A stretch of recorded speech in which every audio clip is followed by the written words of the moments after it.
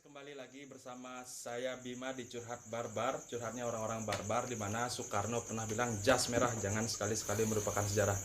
Kita di sini akan bahas suatu cerita masa lalu, di mana nanti cerita tersebut bisa kita jadikan suatu pembelajaran agar nggak terulang di masa depannya. Bukan begitu? Ini kita udah ketemu sama dua tamu yang sangat fenomenal mungkin menurut saya ya. Karena di zamannya itu memang mereka berdua ini mungkin bisa dibilang sebagai panutan. Artinya banyak yang mengakui mereka berdua sebagai seseorang. Mengerti? Siap. Mengerti? Nah, seorang apa nih? Ya, pokoknya seorang itu gila. Walaupun kalian nggak mengerti, saya juga nggak mengerti, tetapi yang penting kita semua nggak mengerti apa yang kita bicarakan sekarang ya. Bersama saya di samping saya sudah ada Alit Mingro dan Beli Yuda Beton. Namanya sangar sekali. Kebetulan nama saya sendiri juga Bima. Tahu nama saya Bima siapa? Bima Suhandono.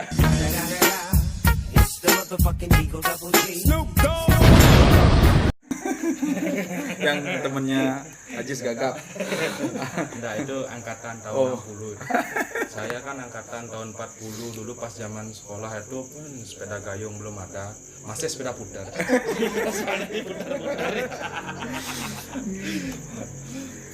Balik lagi nih. Kok bisa namanya Alit Mingro? Nama Alit itu nama saya Alit itu diambil dari salah penggalan nama panjang saya kan di Gusti Nyoman Alit Sumatera. Berarti kayak aksara Bali, ada pemenggalan kata. Bukan. Itu kebetulan Bapak ini bisa aja.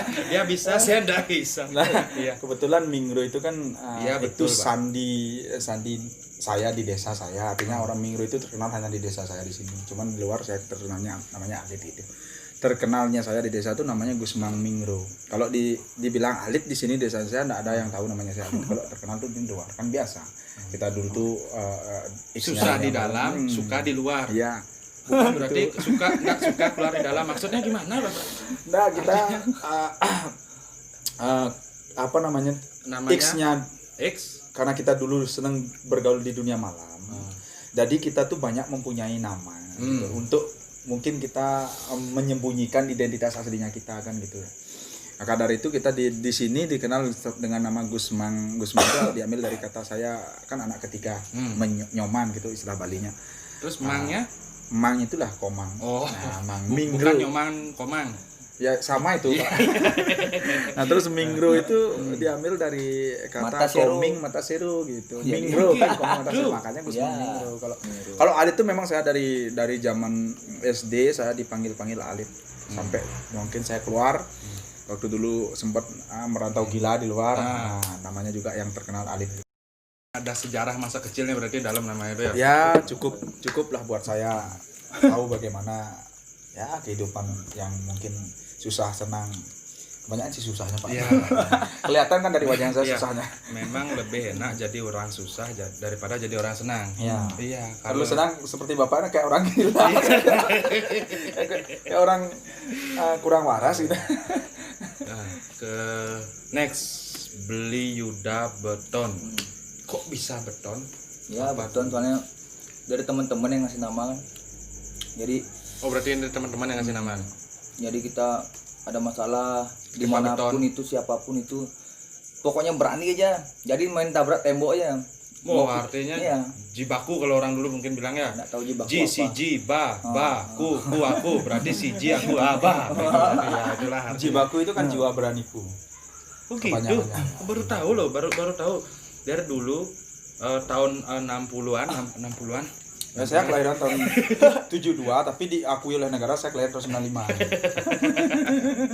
95. Jibaku jiwa Beraniku. Berarti sama kayak arti beton itu artinya Tabrak disapu aja gitu, tabrak. Ya. Mau kalah mau menang itu tabrak dulu. Hasil akhir tuh belakangan ada. Belakangan. Makanya enggak lawan. Tahan. Poinnya kita berani. Punya berani. Mau kalah mau menang belakangan. Berani di dalam atau di luar.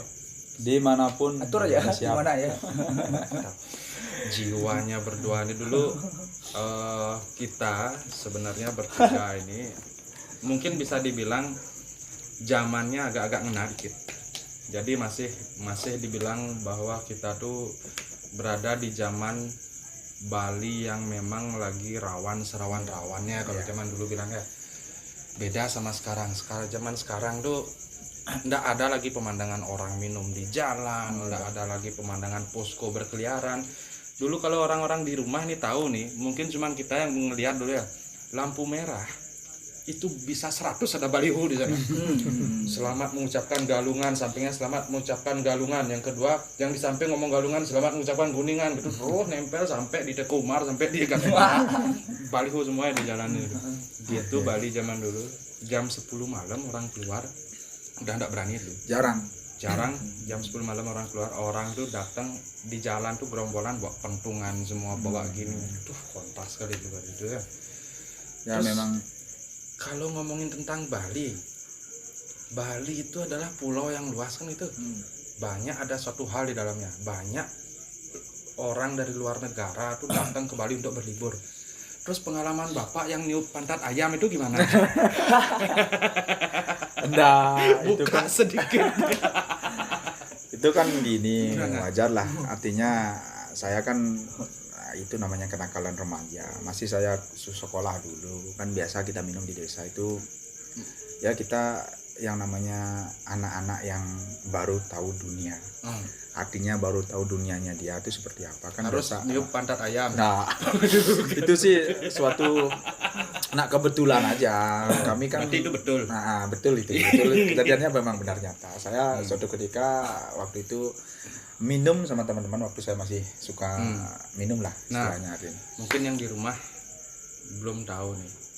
Jadi Alit ini memang dia latar belakang, memang mungkin dia ada di suatu daerah atau memang yang dikenal agak keras mungkin gitu ya. Artinya ada yang memang dari latar belakang orang tuh memang jiwanya nih udah pro gitu. Dibantu lagi sama dukungan lingkungan pro gitu. Kalau saya sih sebetulnya seperti ini, yang mendukung wataknya saya keras dulu itu karena memang satu didikan dari orang tuanya saya yang sudah almarhum Haji saya. Yeah. Memang keras. Kalau dia tuh main didik itu memang dan benar-benar. Saya sangat segan-segan dia tuh sampai saya pernah dilempar pakai sepeda, hancur sepedanya untuk saya ada kata. Hancur sepedanya, udah itu saya pernah. Benar ini saya di apa pakai keser itu loh, dia gini pecah keper nih semua. Pokoknya disiksa terus. Ya, bukan siksaan beda bagi sama saya. Anak yang minta HP nangis langsung datang di zaman sekarang. Maka dari itu saya bilang bedanya seperti itu. Kalau saya zaman dulu orang tua itu mendidik itu memang benar-benar menjadi orang. Saya ingin kamu tuh disiplin di bahasa juga. Selain itu saya punya adik dan orang tua gitu, dan orang tuanya saya tuh kebetulan saudara-saudaranya banyak yang jadi polisi, tentara, ya jadinya saya tuh berada di lingkungan yang memang kedisiplinannya tinggi. Cuman karena terlalu sering saya seperti itu kan, jadi otaknya saya menjadi agak tergeser sedikit gitu loh. Geser. Semuanya menjadi ya saya kerasnya tuh sudah terlalu lampau, artinya sudah melewati batas ya. Jadi kalau orang zaman sekarang bilang OD namanya tuh. Overdosis dengan dunia kekerasan gitu. Ya seperti itu pendidikannya saya di waktu saya kecil. Kalau ditenang saya dilempar ditempeleng saya memang agak keras didikan orang tua. Tapi saya itu bersyukur dan saya suka, artinya saya menikmati sekarang tuh saya menjadi orang sekarang setelah saya ditinggalkan oleh orang tuanya saya di sana. Saya jadi orang jadi ayam ya. Memang dari dulu saya jadi orang, tapi jadi orang arti dari didikan itu saya nilai positifnya. Kalau saya lihat sekarang orang-orang zaman sekarang ya, ini kan membicarakan tentang perbedaan.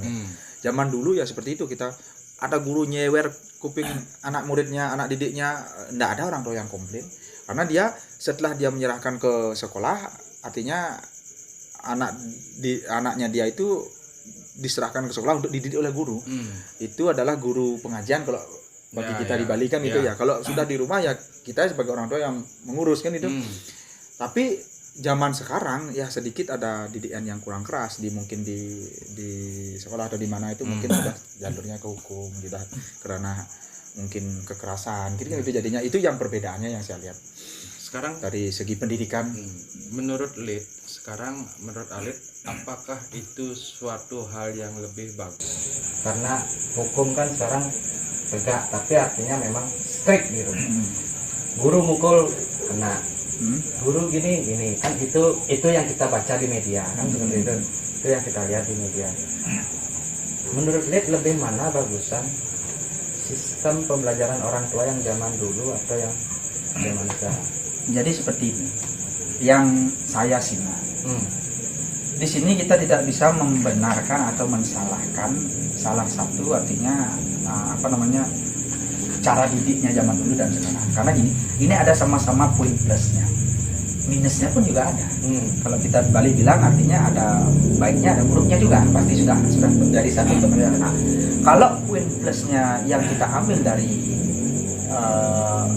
masa dulu, pendidikan yang masa dulu, tidak ada murid yang berani sampai menzolimi guru, artinya melecehkan guru. Berarti pola pikirnya mereka sudah disiplin. Zaman dulu Bapak mungkin Bapak tahu, artinya zaman dulu tuh ya enggak ada sesuatu yang sesuatu yang wow jika ada penghapus lempar tangan, itu pukul tangan ya, kita bisa dipenggaris kan itu ya. Penghapus kena jidat, nah ambil itu terus mang bangun wasit cian penghapus di sini ya. Tapi yang sekarang yang saya lihat, zaman sekarang ini tidak ada kekerasan untuk murid, cuman di sisi lain banyak pelecehan jadinya enggak gurunya. Ini kita memperhatikan sedikit. Nah di sini ada poin minus plusnya, tapi saya tidak berani menyatakan bahwa yang dulu lebih bagus daripada yang sekarang. Dulu juga ada jeleknya kan gitu, sekarang juga ada jeleknya juga, sudah pasti. Ini saya serahkan kepada yang berwenang, artinya di dinas pendidikan yang memutuskan itu semua, yang seperti apa yang terjadi.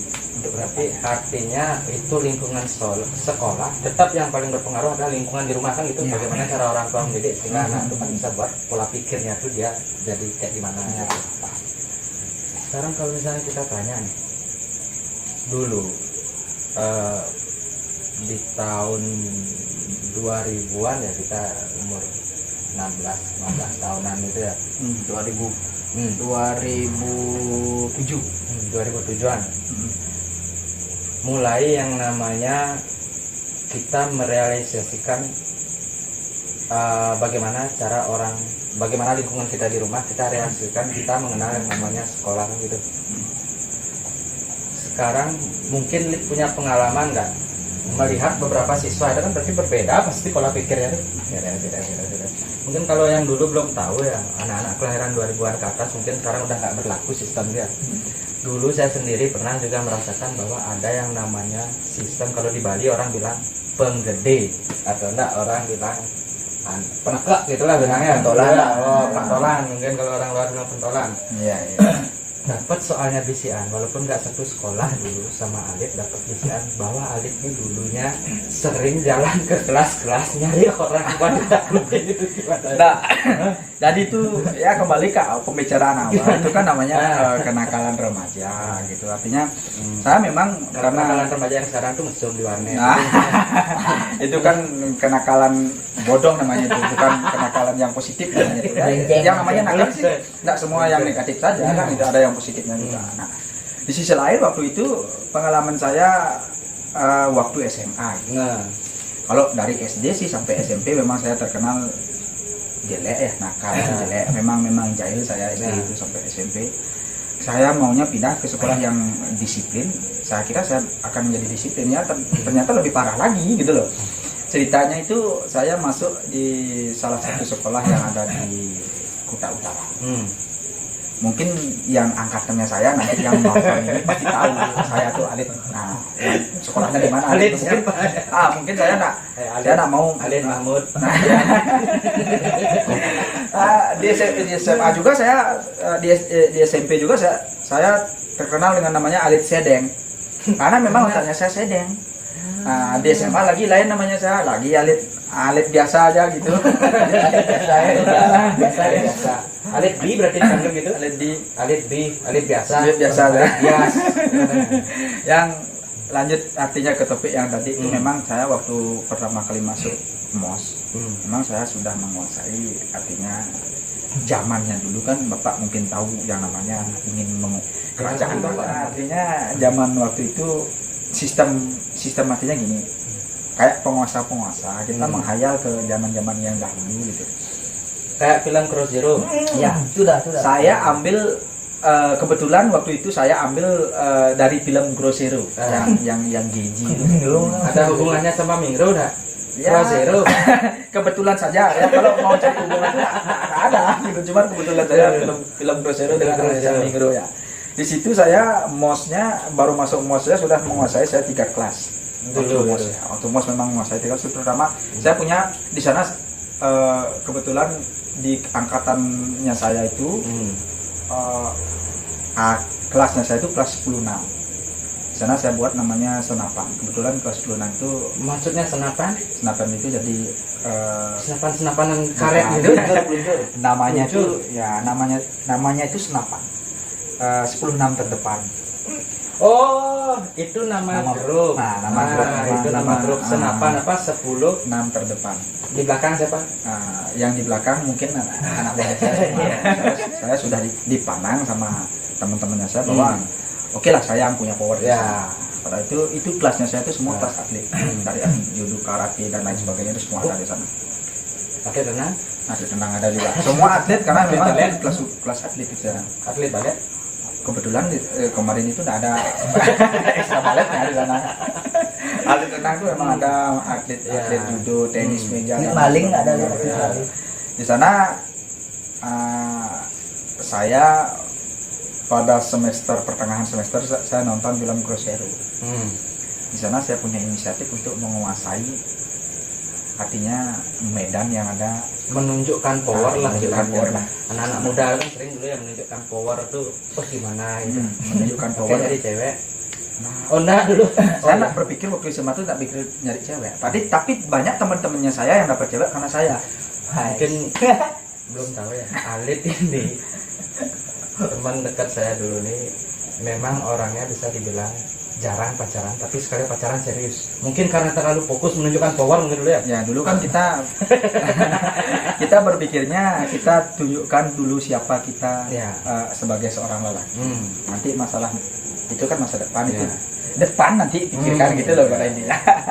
Di sana saya mulai membentuk timnya saya, artinya membentuk geng istilahnya waktu itu. Membentuk, habis itu saya cari ke kelas-kelas siapa yang sistematisnya saya seperti ini. Siapa penguasa kelas itu, ayo berkelahi sama saya. Yang menang, kalau saya yang kalah, anak buahnya seberapapun anak buahnya saya kasih dia, kelasnya saya dia yang menguasai. Cuman kalau dia memang kalah atau tidak berani, kelasnya dia saya menguasai di bawah pemimpin saya. Memang tidak ada di sana sistematik mau nyetor. Saya terus terang aja, walaupun saya nakal, saya tidak pernah yang namanya malah minta uang ke teman. Bahkan saya suka bagi-bagikan sesuatu, model apa yang saya punya saya bagikan ke teman. Itu yang mungkin membuat mereka itu tidak takut sama saya, karena prinsip saya tidak mau ditakuti sama orang. Harus saya tuh membuat orang itu segan sama saya. Kalau orang itu takut sama saya, berarti mungkin dia takut di depannya saya saja, nanti di belakangnya saya dia omongin saya kan itu dia takut. Kalau segan dia, walaupun di belakangnya saya dia tetap ngomongin saya yang baik. Itu yang harus dibedakan di sana ya. Ada yang namanya penjahat, mungkin yang namanya tukang peras, kan itu beda. Memang pada zaman sekolah itu kita memang benar-benar niat tulus, memang ingin memperlihatkan power gitu, memperlihatkan power, namanya anak muda kan gitu. Nah, terus pada akhirnya ya singkat cerita kelas 1 semester akhir saya sudah menguasai seluruh kelas 1, kelas 10. hanya dengan 1 tahun dulu. Hanya dengan 1 tahun saya baru masuk, saya sudah menguasai seluruh kelas 10 dan setengah kelas 11. Karena waktu itu masih ada sampai kakak kelas setengah lebih kakak kelas 1 tahun saya sudah menguasai. Karena mungkin waktu itu saya tuh masih berpikir, satu saya pendatang baru di sana, pendatang baru di sekolah itu, dan saya tuh tidak mungkin melumpuhkan. Di sana memang sudah ada yang namanya ini kerajaan turun temurun gitu istilahnya, sistematik dinasti. Sekarang pun pasti ada seperti di sekolah ada yang namanya kenakalan remaja itu. Saya tidak mungkin merumpuhkan suatu kerajaan yang mungkin sudah dikokoh yang duluan pada sana. Maka dari itu saya tuh ada respect gitu ya. Kalau saya lumpuhkan itu, yang jadinya saya perang gitu dan kasarnya, nanti yang ada anak buahnya saya semua akan hilang. Artinya di sana pasti ada untung ruginya. Jadi saya tidak mau rugi. saya maunya seri, tapi nanti akan menguntungkan saya. Sistematik kerjanya saya itu seperti ini. Saya teketi, saya ajak gabung sama kakak kelasnya saya itu. Kebetulan waktu itu semua kakak kelasnya itu saya tuh friendly sama saya, artinya mau menerima saya mungkin karena saya tuh humoris juga orangnya, nggak suka terlalu tekan. Kan bisa nggak bisa terlalu tekan. Ada botol. Ya pada akhir cerita kelas 2 setelah tamat yang pegang kelas 3 itu artinya saingannya saya waktu itu. Setelah tamat kelas 2 saya menguasai semua elemen yang ada di sana. Dari kelas 2 saya sudah terkenal di sana. Memang ada 1-2 orang yang tidak suka dengan anunya saya, tidak mau menerima, Tidak suka anunya Bapak. dengan apa yang saya lakukan di sana, yang bersifat kekerasan. Sampai guru-guru pun stres mungkin memikirkan saya, karena memang ada kejadian lucu seperti ini di SMA. Tidak semua saya tuh berkelahi tok kerjanya, memang ada perkelahian ada di SMA itu. Tapi saya nyatanya seperti ini, berapa kali pun saya berkelahi di sekolah itu tidak pernah saya masuk BP saya tidak pernah. Loh, kok bisa? Tidak ada tanda-tanda. Orang di sana kan saya punya buku saku. Maksudnya? Ada di sana namanya buku saku. Waktu sekolahnya saya, habis itu nanti kalau masuk BP ditulis tak buku sakunya itu. Berapa kali buku saku ada skorsing namanya. Orang saya pinter. Buku sakunya saya taruh di rumah. Setiap saya masuk BP kan buku sakunya saya ada gitu, kosong terus. Nah, jadi saya nggak pernah di skorsing gitu. Pernah saya seperti ini waktu saya sudah kenaikan ke kelas 3. Waktu kelas 2 kan saya memegang semua elemen. Saya sih mohon maaf juga sama guru-guru yang mungkin ada di sekolahnya saya sekarang. Niatnya saya tidak sadar seperti itu, cuman keadaannya yang memaksa saya seperti itu gitu loh. Sadarnya saya belakangan penyesalkan memang katanya kerja. Nah itu yang menyebabkan kayak gitu. Saya tuh sebenarnya yang seperti di awal saya bilang enggak semua di sekolah yang saya sekolah itu perkelahian aja. Memang ada sistemnya bercanda, ada lucu-lucunya. Supaya saya pernah ada namanya guru bapak siapa namanya Bapak. Oh iya. Tak kira guru bapak. Waktu banyak sudah kelas 3 kejadiannya saya kan masih bapak orang tua saya tuh masih jadi kepala pasar di sini. Ya. Jadi security bukan kepala pasar. Nah di kunci motornya itu kan dulu kan saya punya motor satu, saya bagi sama orang tua. Di kunci motornya itu ada lepri, fluid. Ya. Mungkin tidak tahu nih orang-orang di rumah lepri itu. Lepri itu kalau di Kabanan lagi satu langse namanya. Langse no ya. Nah, langse itu kan korden. Banyak orang yang tidak tahu mungkin rumah apa itu langse. Kalau kecuali coro namanya. Nah di sana saya pas pada saya itu IPS 1 saya, kelasnya saya itu terkenal IPS 1 itu kelas yang tidak pernah belajar, kelas paling bodoh. IPS 1 kelas paling brengsek. Dulu nih pernah ada bocoran, katanya pernah dulu sekolah Halid nih di tasnya bukan isi buku. Apa tuh? Ada cerurit. Memang benar itu. Saya gini ceritanya. Gini. Artinya memang dari sekolah memang mau ke sawah habis itu atau nah, jadi kan itu cerita perkelahian aja itu. Kita salah satu waktu itu. Jadi saya bahas yang mana dulu nih? Yang fluid itu saya lanjutkan atau itu dulu Pak? yang mana aja salah. Kalau yang fluid itu, jadi ceritanya saya belum semua orang keluar sekolah. Saya keluar duluan dari kelas. Saya duduk fluid. Fluid dulu. Ada bapak guru di bawah. Turun. Sampai di bawah. Kenapa Pak? Siap, kenapa Pak? Kamu tahu salahnya kamu? Tahu Pak? Apa? Tiup fluid Pak. Kalau kamu tahu salahnya kamu tiup fluid 50 kali. Nah itulah. Saya tiup fluid. Semua satu sekolah tengokin saya, tawain saya. Aduh malu minta ampun tuh Pak. Waktu itu saya malu minta ampun. Sejarahnya fluid. Ya kan saya kan baru keluar, artinya waktu itu saya nggak ngerumuin siapa saya fluid. Habis itu ternyata guru ada yang tahu karena fluid kan kenceng suaranya. Suruh saya turun, dihukumlah tiup fluid 50 kali karena saya diketawain saya. Tapi waktu itu ya karena guru, teman-teman dan semuanya tahu siapa saya di SMA itu. Alit pasti semua tahu. Pasti semua tahu. Iya, enggak sih Mingro-nya Alit saja. Mingro itu hanya sandinya saya di desa aja itu. Nah, kalau masalah cerurit atau sajam itu kan Bapak tahu dari awal pembicaraan kita tuh yang namanya kenakalan remaja. Sudah biasalah. Di sana kita ada bentrok waktu itu. Ada ribut bersama salah satu sekolah yang memang ada di wilayah Badung waktu itu. Di sana karena memang sudah dijadwalkan itu. Karena memang saya suka berkelahi. Terus terang saya nggak jago berkelahi, Pak. Cuman di sisi lain, nah maaf juga saya bukan pengecut. Jadinya saya kemana-mana bawa senjata, sampai tidur bawa pernah senjata, Pak. Tidur saya bawa senjata. Galang dari Arit. Nah, di bawah badan saya ada senjata, di samping senjata. Pokoknya dulu hancur lah otaknya saya kesana aja. Berarti mungkin imajinasinya Arit pada saat tidur, siapa tahu ada perjalanan sekolah tuh bangun dari ini lah. Pada intinya gini, lebih baik membunuh daripada dibunuh. Iya.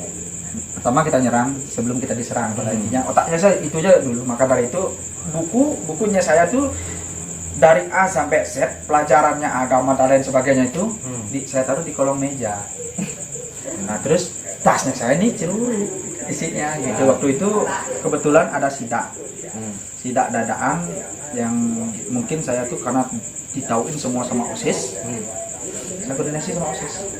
Yang ternyata sidak itu tidak hanya dilakukan oleh sekolah, dilakukanlah oleh artinya kepolisian setempat sidak itu. Maka dari itu didapetinlah ceritanya saya.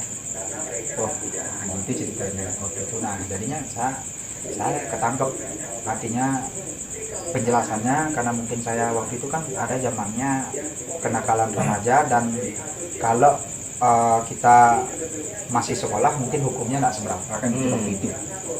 Ada hukuman di anak di bawah umur, aturannya waktu itu kan. Mungkin itu karena itu kita Seto Hartono itu dulu ya. Siapa itu?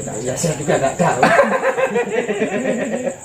Ya seperti itulah pengalaman saya yang ada di waktu saya SMA. Artinya itu baru pengalaman SMA. Sekarang kita bakal bahas nih lagi satu. Mungkin berbeda, bakal lingkungan yang agak sedikit berbeda karena kita mengenal yang namanya asrama. Nah dari Bli Yuda nih, nah memulai dari yang tadi bilang Bli Yuda beton, jiwanya apa sih? Hantam aja gitu. Hantam, dia mau menang mau kalah, sikat lu. Berbeda dengan ceritanya Alit yang mungkin orang-orangnya itu memang mengglobalkan gitu. Sekolahnya itu juga sekolah yang global. Kalau pengalaman Bli Yuda itu gimana tuh dari mulai awal masuk sekolah akhirnya gimana bisa terbentuk sikap yang mungkin dibilang Alit jiwaku dari jiwa beraniku. Ya, jiwa beraniku ya. Gimana akhirnya bisa sampai terbentuk sikapnya itu dan direalisasikan di sekolah, pengalamannya gimana? Kalau kita ceritakan panjang kali ya. Mungkin dari TK itu mungkin udah banyak dapat pelumbuh. Kalau pelumbuh apa bahasa Indonesia itu?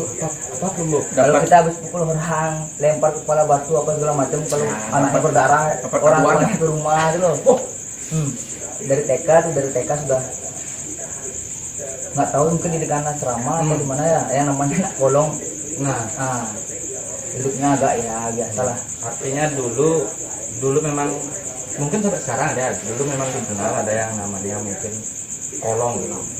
Itu dulu tuh kalau nggak salah zamannya kita tuh akos gimana akos ya, kolong. Artinya di zamannya kita tuh terbagi kenakalan orang-orang remaja kan terbagi jadi dua, dimana yang mereka berpaku pada beking dan desa, artinya bermain di desa, ada yang memang terpaku sama kolong ini.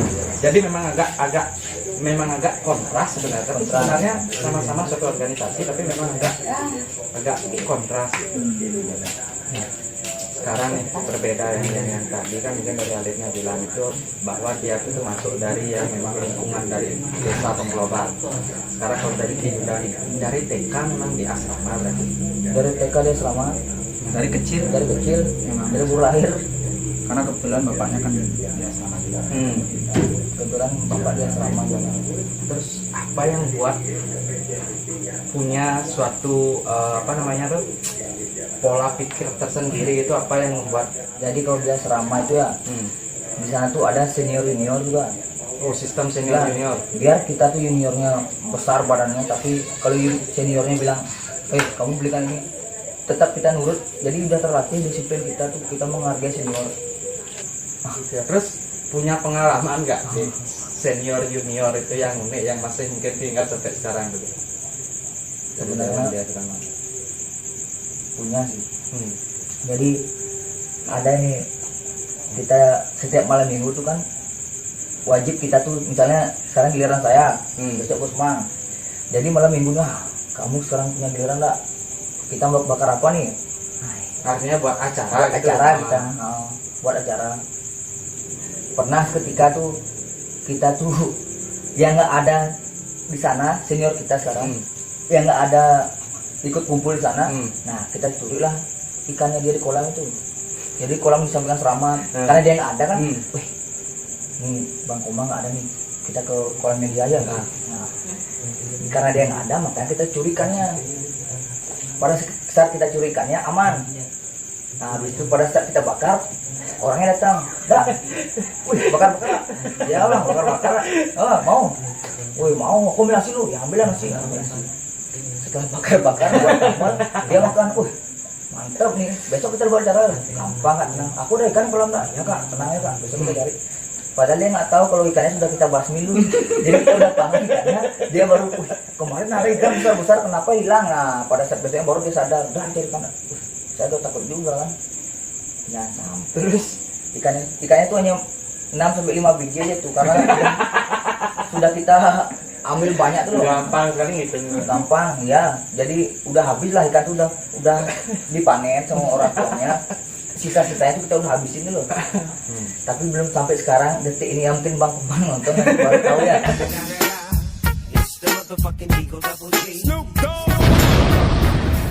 Ada lagi satu bocoran. Katanya pernah juga bakar ayam sendiri. Pernah. Jadi gini Pak, Ayam sendiri apa ayamnya? ayam sendiri. Jadi anak serama itu, kau dulu tuh minta uang lu pakai beli ini. Kamu tuh kalau sekolah bang, dan agak susah lah. Habis itu kalau ketemu di lapangan, Ji minta uang 5.000. Ya kamu resto lu 5 kali. Wih, so 5 kali baru dikasih, itu pun enggak 5.000 juga, beli 1.000 ya lu pakai beli makan apa segala macam, jangan banyak belanja. Karena kan gaji orang tua kita pada saat itu kan sedikit lah, nggak seperti sekarang. Nah pada saat itu malam minggu juga kita setiap malam minggu pasti buat acara, kok nggak di luar di dalam asrama. Jadi kita tuh buat tenda, kita posko belum ada, buat tenda-tendaan tuh di tempatnya sawahnya orang di samping asrama lah. Orangnya tahu ya sawah. Dia orang lain punya sawah. Kita anggap sawah kita rumah. Jadi kita buat yang di samping asrama tuh kita punya lah. Jadi orang yang punya sawah juga udah tahu kita pakai tenda apa, tahu dia. Main sepak bola tahu dia. Jadi uang sudah nggak ada, kayak tuh akhir bulan uang sudah nggak ada, disuruh nyumbang, sudah beli rokok. Kemarin 500 tuh kita beli bumbu, tapi kita yang kita makan apa? Nah, itu teman-teman bilang. Jadi artinya genapnya dulu bumbu ya, dulu dipikir. Nah, habis itu ada teman saya salah satu yang tadi mana dia sekarang mungkin ya. Nah, dia bilang gini, nah, cari dulu gininya apa ayam ikan atau apa yang kita makan, baru kita keluar uang beli bumbu. Nah, saya berpikir gini, kalau keluar uang beli bumbu nggak bisa, apalagi beli ayamnya kan gitu. Nah, kita putar otak, jalan-jalan dulu nih. Jalan-jalan keliling asrama, mau cari belut juga, aduh lama prosesnya. Mau cari kepiting lama prosesnya. Wah, tunggu, bapakku punya ayam satu. Tapi jangan semua sana, tunggu aja di tenda dulu. Lah tenda depan rumah kan, tunggu di tenda dulu. Aku mau ambil ayam. Dia bilang, ambil ayam yang cewek lah, apa gitu ya bahasanya, cewek. Saya ambil, tapi kita bukan sana beli bulunya. Di rumah teman namanya Wira, dekat sana juga di keran cabut. Ibunya bilang, apa udah ayam anda baru beli kan tadi? Oh ya, jangan ngambil ayam orang, ya nggak tuh. Benar berarti jangan ngambil ayam Orang ayam sendiri, apa?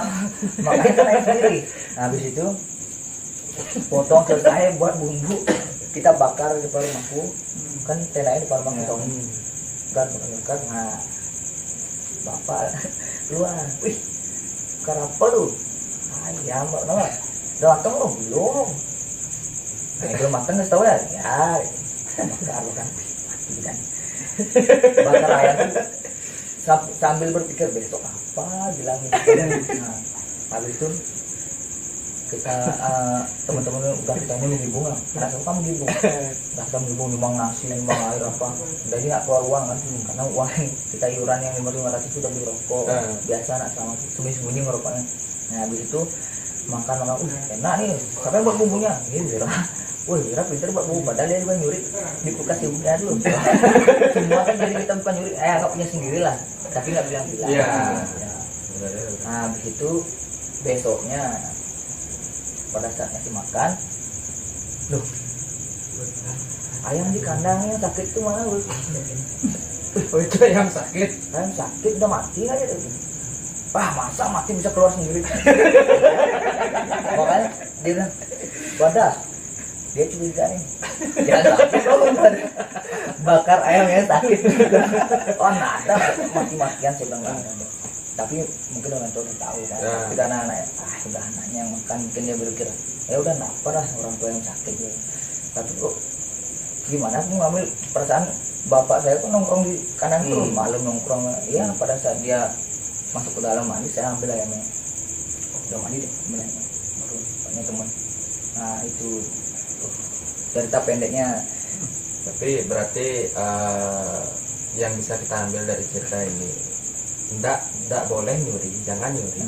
Tapi yang penting ambil diam-diam itu enggak apa.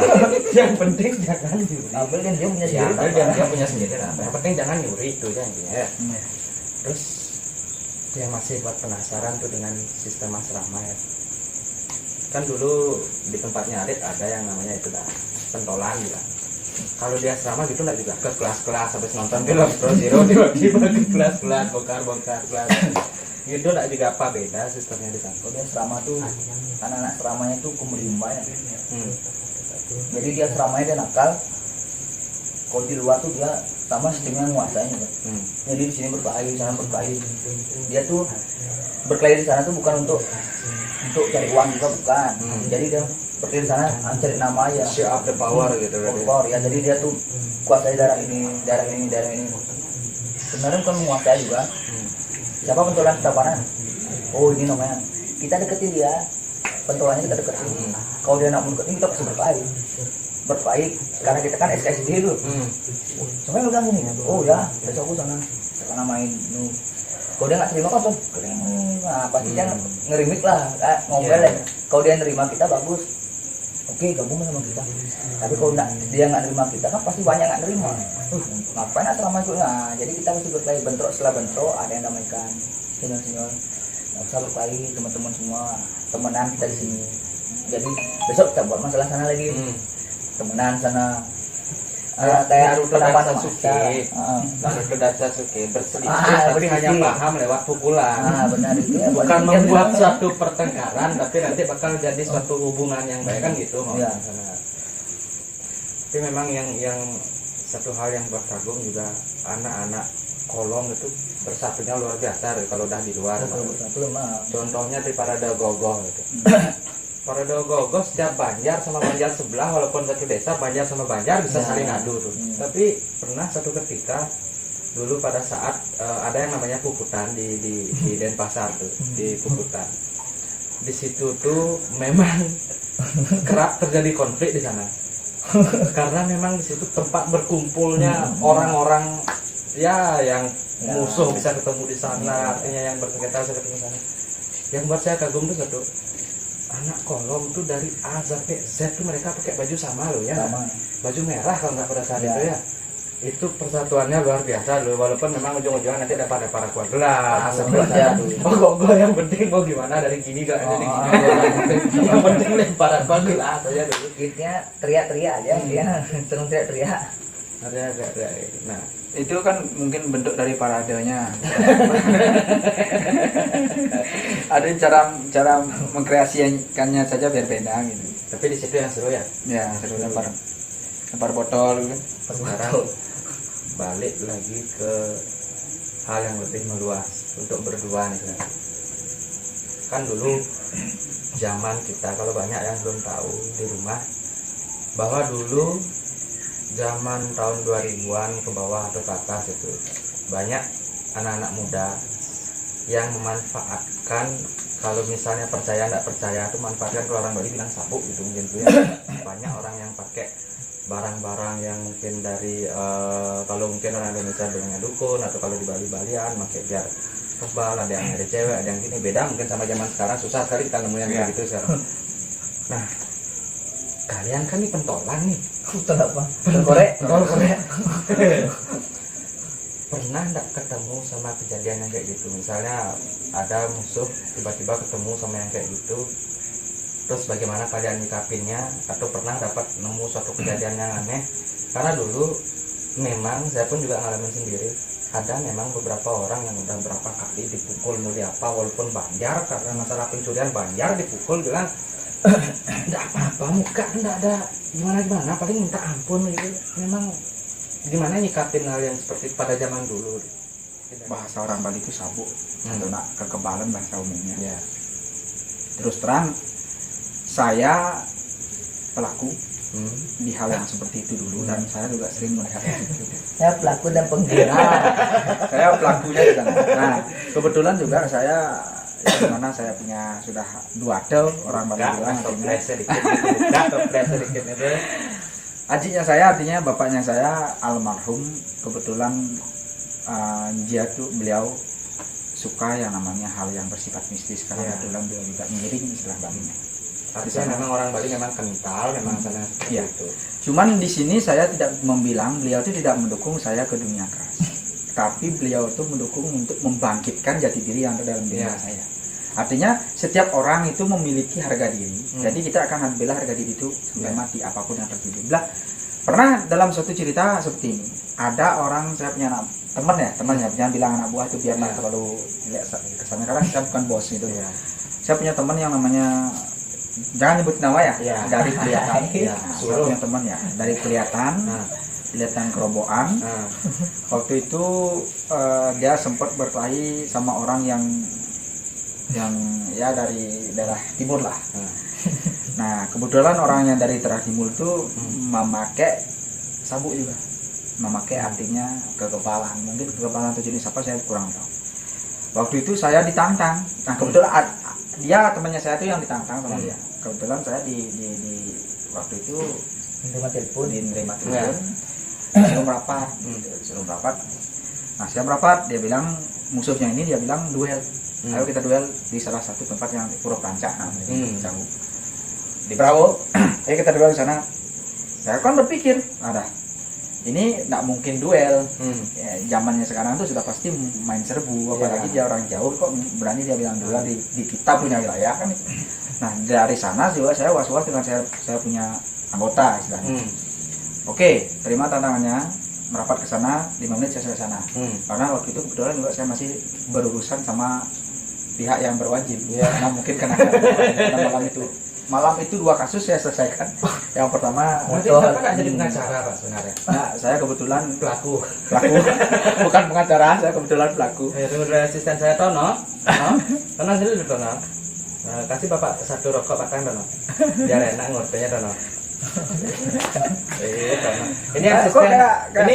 Kayak channelnya Taulani TV itu, Tono robohin pintu gerbang. Goyang lu. Tono asbaknya Tono yang kecil itu Tono. Kita tidak disponsori Pak ya. Ini aja nanti jadi lanjut cerita.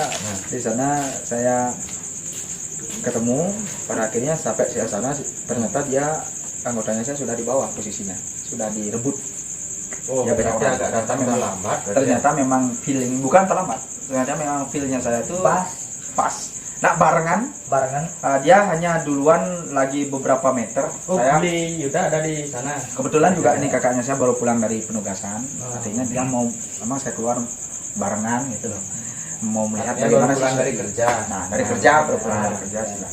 Nah, di sana ngikut Nantinya saya karena khawatir dengan bahasanya dia duel, cuman pasti banyak orang. Di sana apa tujuan saya nyuruh dia duluan biar tidak juga menjatuhkan harga dirinya dia. Kalau memang duel ya biarkan dia duel, tapi saya memantau dari belakang. Dan pada akhir cerita anggotanya saya direbut di sana. Nah itu saya tidak terima. Nah, tancap gas kebetulan. Berarti Nah, benar-benar kayak kebetulan Bro kakak Zero saya, gitu ya. ya. Tancap gas, saya suruh tancap gas. Ah di sanalah saya turun dari motor, hantam langsung. Hantam. Dengan berapa teman pada saat itu? Kira-kira mereka Oh mereka banyak itu.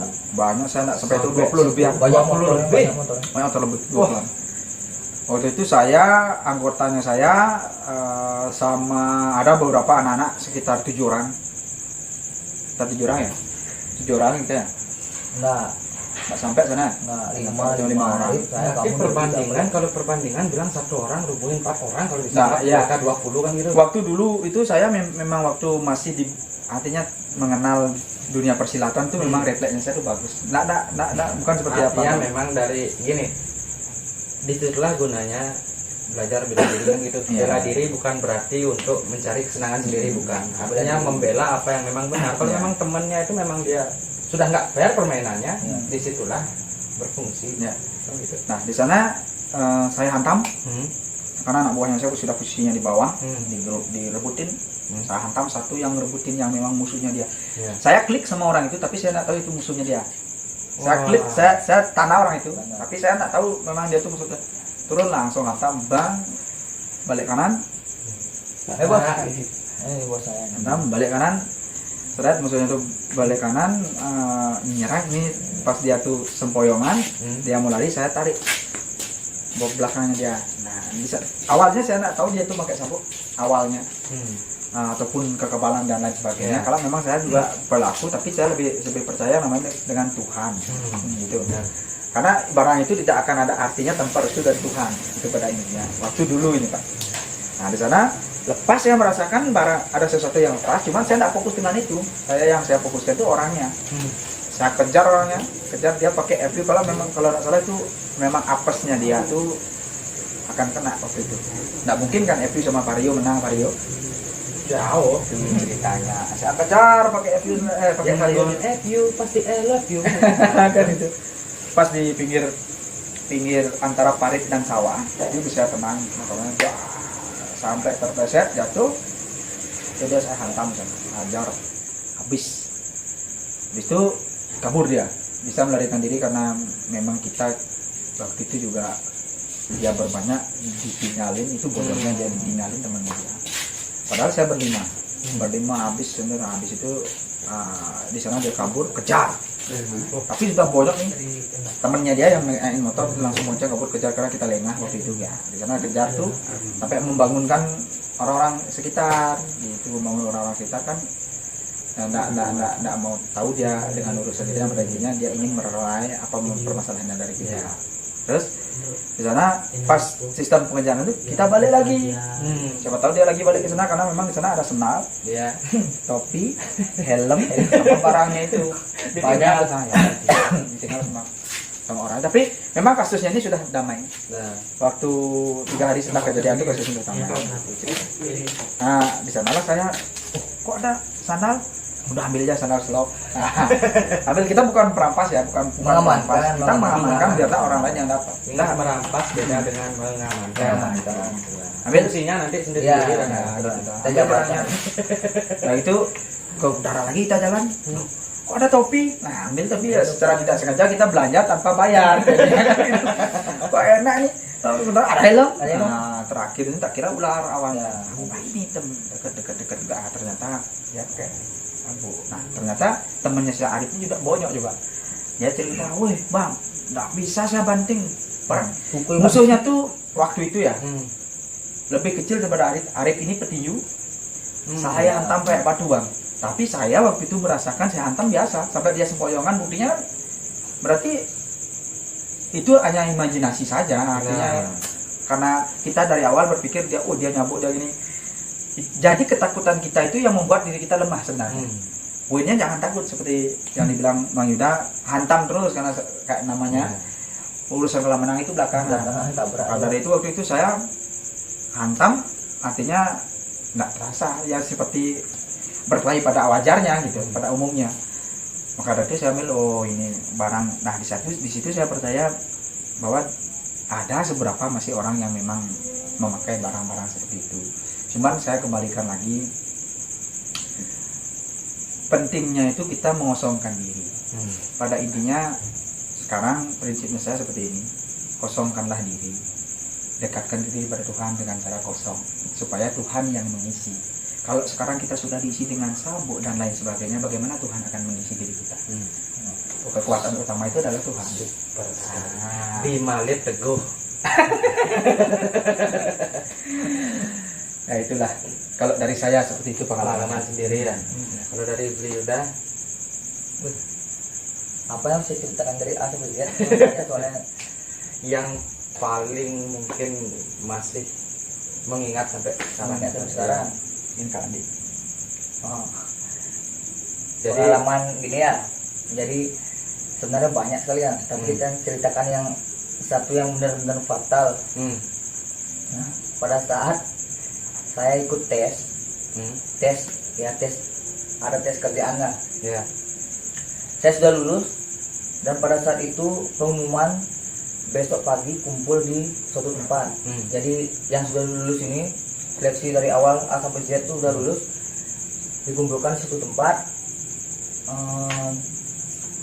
Ya lemdik lah sebenarnya. ya Tempat. Jadi sana seleksi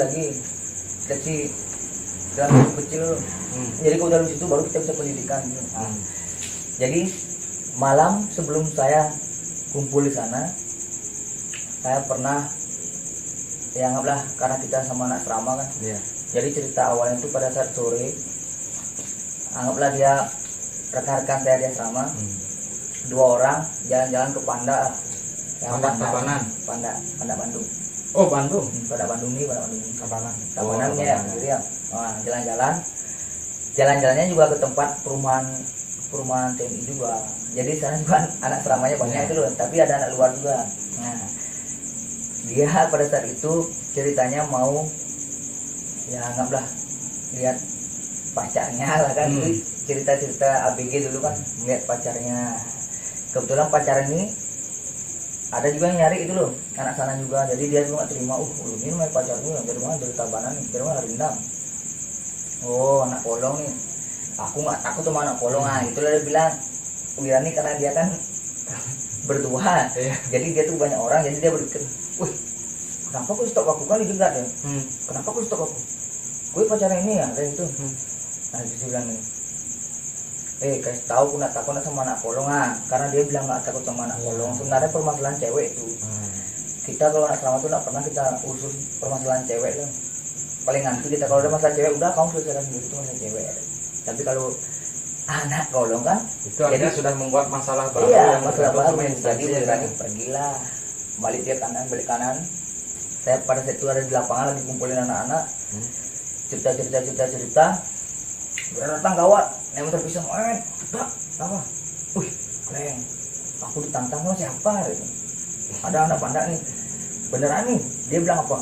Dia bilang nggak takut sama anak polong. SMA ke atas kumpul. Padahal sebenarnya kalau saya mungkin ketangkap aparat atau polisi pada saat itu mungkin saya nggak jadi. Itu loh, ngerti lah. Mungkin saya sudah nggak bisa ikut tes selanjutnya, nggak bisa karena saya udah ketangkap. Habis itu anggaplah RHN jelek lah. Nah, saya juga berpikir, wah gimana nih harga diri kali nih kalau kita nggak ikut. Tadi bilang banci kan, sudah gini aja, SMA ke atas kumpul. Mungkin sekarang sudah jadi admin apa segala macam mungkin ya, udah jadi bos ya. Merapat, sebelum merapat ke sana, karena di sana ketua RT-nya juga saya kan, jadi kita beli sate, beli apa, kita makan di lapangan di depan perumahan itu. Kita makan dulu sambil berpikir, siapa duluan ke sana masuk? Aku masuk duluan. Habis itu nyari siapa? Orang-orang udah tahu nyari yang anak Ramin dari mana nih, mungkin 50 motor tuh. Satu motor 2 orang, 3 orang, udah banyak sekali anak selama itu. Begitu saya masuk, Pak RT-nya keluar. Nah Gus, nyari siapa Gus? Waktu rame-rame? Enggak nyari kadek. namanya Kadek Kueceng. Dia udah jadi orang juga sekarang kan. Iya. Pas saya itu Kadek Kueceng karena ada lah film apa yang Indilo lah. Oh, Matanya gak sipit-sipit, Kueceng, habis ya. itu licik orangnya kan. Nah, Oh, bukan Mingro. bukan Indilo, Kueceng. Ini beda lagi nih matanya sipit. Beda. Habis itu kita namain Kueceng dengan Kadek Kueceng. Bapaknya nanya, ngapain lu Kadek? Enggak, untuk mengalihkan pembicaraan biar kita nggak kelihatan jelek dari kita itu kan. Karena dia bilangnya, kamu tak laporin sama bapakmu dia, kamu ngapain sih rame-rame mau berkelahi, tak laporin kamu sekarang. Karena saya takut juga dilaporkan. Kalau dilaporkan otomatis kan besoknya Ya, ada dia repot besar masalahnya. Saya bilang lah dia ulang tahun. Nah, saya bilang dia ulang tahun. Mau ke ulang tahunnya Kadek, ulang tahunnya Kadek pas rumah Kadek Kueceng itu rumah orang yang gini, bukan anak asrama, bukan antara juga anak luar dia, anak luar tapi dia tinggal di sana gitu. Karena dia punya kakak-kakak besar-besar dua, mungkin dia merasa biar kakakku yang ngurus. Nah, ternyata pada saat itu dia sudah tahu, udah baca kita, dia nyerbu kita nih. Nah, kita pukul pintunya, kan tangan kita sakit nih. Karena tangan sakit kita tenang pintunya, jebol, tang. Kita masuk ke dalam, orangnya nggak ada, telepon nggak aktif. Waduh, katanya dia menantang kita nih, kok nggak aktif sampai sekarang. Udah telepon kakak-kakaknya nggak aktif juga.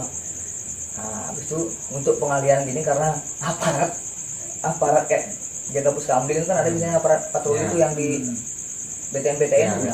Nah ini apa nih? Wah, lapor polisi. Nah langsung ngapain lapor polisi? Waduh, kamu nak sama lagi nih. Nah kita karena takut biar nggak besar. Nah tadi gini kita cerita lah, jujur kita. Ini tadi ini orang yang sini dia bilang kayak begini. Habis itu dia kita putar lidah sedikit. Kalau kita bilang dia ngajak kita berkelahi, katanya dia nggak takut sama anak kolong. Masa dia bilang tuh dia? Waduh, udah besok biar umumnya. Sekarang kamu balik aja, nggak usah kamu balik sini. Kamu kemana di sini? Mau ulang tahunnya Kueceng. Bapaknya Kueceng datang. Siapa ulang tahun? Kadek. Bukan bulan ini ulang tahun ya. Enggak, tadi Kadek bilang. Ribut kan biar kita udah gini. Dek, katanya aku ulang tahun sekarang. Kita gede-gede bilang. Lupa aku mau. Bulannya lupa aku. Besoknya kita pikirin sekarang balik dah aku ya nanti. Bawa kan kita alibi itu loh. Jadi intinya tuh Bener enggak masuk akal ya. Perkelahian yang anggap pocol ya. Kita udah siap tapi pocol, tapi padahal sangat fatal loh. Kita masih bisa mengambil langkah seperti itu karena demi harga diri sebenarnya. Padahal itu sangat fatal bagi saya, rekan saya yang lulus tuh. Jiwa korsa lah, jangan jiwa korsa ya. Berarti udah banyak sekali pengalaman yang mungkin dari A sampai Z sudah terlalu ya. Terlalu. Pertanyaan yang paling gini nih dari Alif nih. Apa yang akhirnya buat Alif tuh menjadi sekarang berubah, yang udah artinya sudah enggak kayak dulu lagi? Apa sih yang buat sampai bisa tepat mungkin kalau orang Bali bilang sekarang? Jadi seperti ini cerita awalnya itu kan saya kehilangan Haji. Artinya dari dulu yang mensupport dan membesarkan mentalnya saya itu adalah Haji ya, saya yang bapaknya saya. Tahun 2015 beliau meninggal pada saat nganyah, kalau orang Bali menari di salah satu pura di sini di Sunan itu. Karena meninggal, dari sana saya mulai down bukan berarti saya takut, cuman down dengan dirinya saya sendiri, karena saya seolah-olah jiwanya saya itu sudah hilang. Nah dari sana tidak seketika waktu itu saya berubah, cuman dari sana sudah saya mulai down, cuman saya masih di dunia malam sampai tahun 2016. Terakhir saya kerja di bergelut di dunia malam tuh, kerja di salah satu klub malam. Karena klub malam artinya biasalah kenakalan remaja itu menjadi dewasa dia, karena sudah tergelut dengan umur kan menjadi dewasa, jadi remaja itu ada ya beberapa yang mungkin kasus di klub itu. Saya ingat saya punya ada suatu ketika saya melihat ibu saya menangis, karena memang dari dulu saya sayang sama ibu, tapi bapaknya saya ini sering saya ajak berkelahi bertengkar ya. Sampai saya pernah ada perbedaan pendapat ya, karena saya kan biasa anak cowok dan anak bapak kan biasa. Sampai saya pernah ngambul di sana, ngambul di Indonesia itu ke Jawa sampai Malang, Lumajang. Di sana nantinya dari sana saya berpikir saya punya 2 orang tua, yang satu sudah meninggal, sedangkan yang meninggal orang tuanya saya yang meninggal satu ini saya belum sempat ngasih apa-apa ke dia. Saya belum sempat membalas budi apa-apa ke dia. Nah di sana saya berpikir, oh saya punya lagi 1 orang tua harus saya artinya rawat baik-baik. Ini lagi 1 permasalahan saya harus rawat baik-baik. Saya akan membalas budi orang tuanya saya yang sudah meninggal dari orang tua yang saya masih hidup sekarang. Dari sanalah saya melihat, karena ibunya saya juga dulu waktu itu bilang, selesailah dunia malam, apa sih yang kamu cari malam. Itu juga saya, kalau dunia malam dengan umurnya yang saya yang sekarang ini mungkin berani mengimbangi dengan teman-teman yang lain. Karena kalau masalah minuman dari A sampai Z saya sudah tahu minuman apa yang tidak pernah saya minum. Juga apa mungkin yang bersifat dan berbau dunia malam, kriminal, berkelahi dan lain sebagainya yang bersifat A sampai Z sudah saya tahu. Apa lagi yang saya cari di dunia malam. Jadi pada intinya saya berpikir seperti ini, saya sadar diri sebelum orang lain yang menyadarkan saya.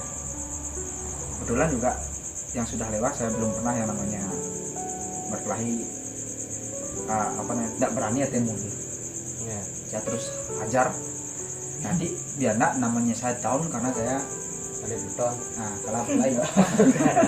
Karena dari itu saya artinya inisiatif itu untuk oke lah, saya akan tobat, bukan masalah tobat atau gimana, nanti saya akan mulai berhenti di dunia malam dan fokus dengan keluarga. Karena saya juga punya tuntutan harus melihat keselamatan apa lagi yang saya cari di dunia malam. Kemudian saya lakukan itu ya.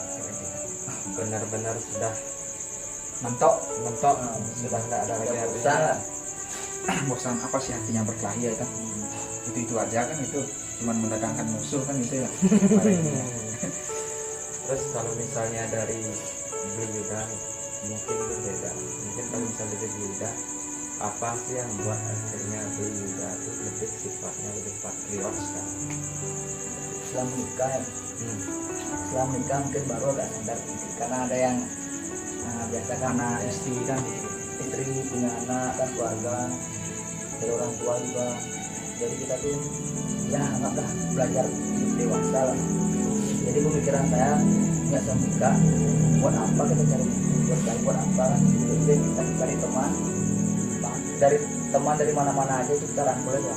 Kalau dulu kan cari musuh untuk jadi teman, sekarang jadi teman kita rangkul dan menjadi pekerjaan kita tuh. Jadi makin banyak teman kan banyak lagi pikiran yang sekarang itu, karena kita bisa menghidupkan keluarga dan tanggung jawab kita kan.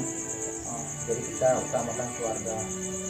Kalau misalnya teman-teman yang di rumah yang bilang juga sehebat-hebatnya orang, sepinter pintarnya orang, setajam-tajamnya pisau, kalau udah yang namanya usia suatu saat pasti akan patah pada saat ketika kita dari titik gelap terendah itu, suatu saat kita bakal ketemu titik terang yang bakal buat kita berubah.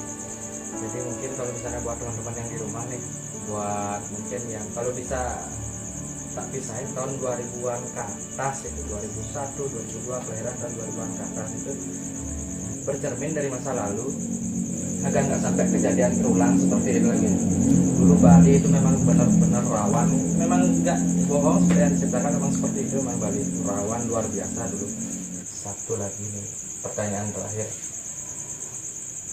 dari Beli Yuda sama Lid, ada nggak pesan buat anak muda yang memang baru tahu yang namanya jalan, buat pesan buat anak muda masa kini nih, mungkin dari Alit dulu. Kalau saya tahu soalnya ada lagi mikir, maka tadi agak lama tadi mau pesan loh. Apa deh orang ini, apa deh orang. Nah, kalau saya tuh kan tidak terlalu saya pakai pikiran hal yang seperti ya, pesan-pesan yang pesan buat teman-teman anak milenial baru nih, yang mungkin saya kasih tahu satu pesan, berbenah dirilah sedini mungkin sebelum penyesalan yang akan artinya menjelaskan itu semua arti dari hidupnya kita. Pada intinya apa permasalahan yang tidak bisa kita omongkan dengan kata-kata, bicarakanlah, diskusikan dengan kepala yang itu poinnya. Tapi di sisi lain saya tidak akan menjatuhkan juga yang namanya harga diri seorang lelaki. Kalau kamu merasa salah minta maaflah, tapi kalau kamu merasa benar, nyawa taruhkan untuk kebenaran itu prinsip saya. Jibaku. Jiwa Ji. Oh bukan. Apa jiwa beraniku. Kalau dari beliau kan? Saya dua ya. Yang pertama, Hmm. kita sebagai anak muda, bukan kita ya, maksudnya Generasi kita. generasi kita. Yang pertama itu hargai orang tua, jangan pernah melawan orang tua. Apabila kalian melawan orang tua, hidup kalian ke depannya akan ya jelek lah. Hmm. Nah, jadi mau cari kerja apa susah apa karena tanpa restu orang tua. Yang kedua, jadilah dirimu sendiri, jangan jadi orang lain. Itu ya. Itu. Iya, mau jadi apa, mau jadi bojok, mau jadi apa terserah itu kan jadi Jadikanlah Diri sendiri. dirimu oleh dirimu sendiri. Iya. Jadi nggak ngikut-ngikut lo, wih biar saya kayak Gus Mang nih biar kuat. Usah, biar saya kayak Rastut nih biar kuat nggak usah. Jadi Itu ada jadi satu diri pemain di sendiri balik aja. layar, nanti kita wawancara Iya. satu. Oke, buat teman-teman di rumah mungkin sekian lah bincang-bincangnya. Kita udah lama bincang-bincang. Jadi memang kita nih terlahir dari darah yang cair, dari kulit, dari daging, semuanya sama makan. Kita semua makan nasi. Artinya jangan pernah sampai kita buat orang tua kita nangis ya. Nakal boleh nakal, Iya. tapi wajar. Kalau agak wajarin lagi dikit gitu. Ya walaupun kalian nggak ngerti, saya juga nggak ngerti, kita juga nggak ngerti kita ngomong apa. Yang penting intinya adalah tadi dari Alit sama Beli Yuda bilang bahwa tetap ingat lagi sama orang tua. Sekuat-kuatnya orang, sepintar-pintarnya orang tetap pasti akan kalah sama usia. Sepergi-perginya orang merantau jauh pasti akan balik lagi ke keluarga. Itu yang harus kita jalanin kan gitu. Oke, terima kasih untuk malam ini. terima Banyak sekali dari Udah habis minuman lu. Iya. Minumannya udah banyak. Nanti kita akan balik lagi di Curhat Barbar, curhatnya orang-orang barbar. Ingat katanya Soekarno, jas merah, jangan sekali-sekali lupakan sejarah karena banyak cerita, banyak komedi, banyak kenangan yang ada di dalamnya.